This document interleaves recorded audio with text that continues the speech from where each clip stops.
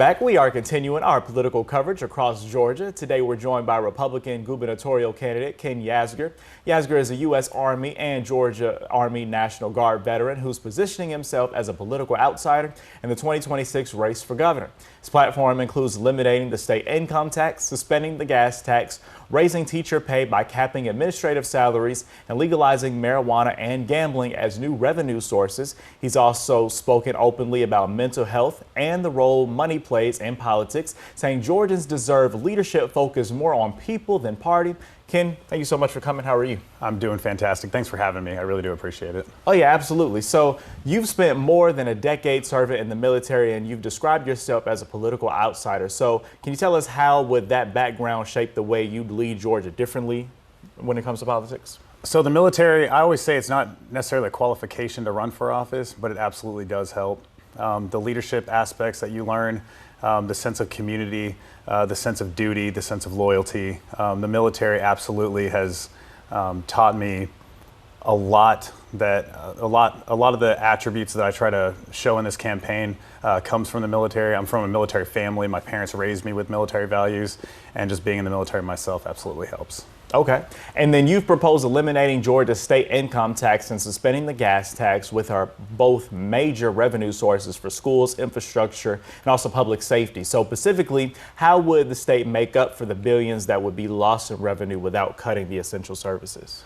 So in the state of Georgia, our corporate welfare is over the top. We bring in about $16 billion in income tax revenue, and our corporate welfare, the subsidies, is over $34 billion. And so we could cut that in a major way. I know that Georgia is the best state to do business in, but not when it comes to sacrificing our citizens. And that's something that's happening. The Honda plant down in Bryan County it destroyed the water system down there. I know a lot of Republicans and Democrats in that area, and a lot of them came together, and they are not happy with what's going on with that Honda plant. Instead of giving these companies the tax breaks and giving them just a handout, we have to make sure that they're accountable, they're paying their fair share, and that's one way we can make it up. As well as we can up the SINS tax. We have one of the lowest tobacco taxes in the country, which is crazy to me. So raise taxes on cigarettes, on tobacco, and raise the alcohol tax. That could bring in some extra revenue. And then as well as regulatory legalization of marijuana. It's here, it's not going anywhere.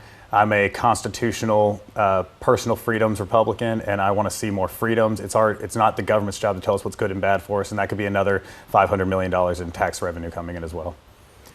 Let's talk about teachers, right? So you want to cap administrative salaries and increase teacher pay. Can you walk us through how that would work in practice and whether those caps would realistically generate enough money to make a meaningful difference in the classrooms? Oh, absolutely. Most administrators should not be making over $100,000, while a teacher, especially, I met a single mom at the restaurant I work at. She loved teaching. She was a teacher for 15 years. She had to quit her job because she was a single mom of 2 kids after her and her husband got divorced. And she was only making $45,000 a year after 15 years in teaching. She had to quit teaching because she couldn't afford to get a second job, and she had to take care of her kids. And so she was finding a new job that wasn't in the education system, because she could not support her family. That should not be happening. So any little help that we can, I know money's not everything, but money helps these teachers. And anything that we can give them to thank them for what they're doing, it absolutely needs to be done. The administrators, with all due respect, at this point, they're just politicians. They're not the soldiers in the classroom, the teachers are. Teachers shouldn't have to be the parents of these kids, but a lot of times they are. And so I want to make sure that these teachers feel appreciated, and giving them a little bit of pay raise would absolutely help that. A teacher shouldn't have to leave the job because she can't afford to take care of her family. Okay. And last but not least, you're running against well-funded front runners and have raised a fraction of what they have, and even donating much of it to charity. Some voters may admire that, but others may wonder how you can realistically run for a statewide campaign or govern without major financial backing. So why should Georgians believe that you can complete the job? Because Georgians don't have major financial backing. Georgians are struggling. One of my opponents, the week he announced his campaign, he loaned himself millions of dollars for his campaign. I'll never see millions of dollars in my life, and I'm okay with that. Most Georgians aren't going to see millions of dollars in their lives. And 3 days after that came out, that he announced his campaign and loaned himself money, I was at Kroger in downtown Savannah on Gwinnett Street, I got off work and I was going to get some stuff to meal prep for the next day. And I was behind an older gentleman in a walker, and he was trying to buy a 6-pack of eggs and a loaf of bread, and his card declined. The millions that we're spending on these campaigns could genuinely be helping people instead of attacking each other and just trying to buy elected seats. And so something I'm going to be doing is starting on February 14th, filing week is March 2nd through 6th.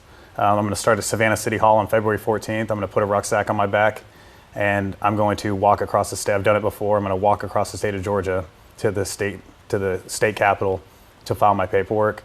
I'll be doing things that politicians have never done before.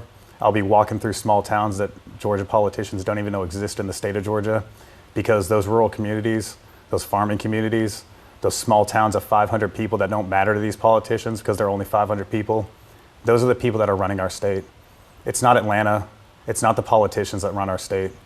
It's the small towns. It's the regular people. It's the people who can't buy bread and eggs. They're the ones that matter. And I get it. I'm a long shot in this race, and I can't buy a political seat. But something I absolutely can do is show people that I genuinely do care. And my whole campaign is about lifting people up when they feel at their lowest, because I've been there before. And if I get anything out of this campaign, I just want to save a life, possibly. Well, Ken, thank you so much for joining us. And Ken Yasger is one of several candidates seeking the Republican nomination for governor 2026, and what's expected to be another highly competitive election cycle here in the state of Georgia. The primary is set for May 19th, with the general election happening on November 3rd. And as always, we encourage voters to make sure that they're registered and informed before heading to the polls. We'll continue bringing you guys conversations with the candidates from both parties so you can hear directly from those hoping to lead our state. Ken, thank you so much once again for joining us. And guys, for more information, y'all can head over to our website at 41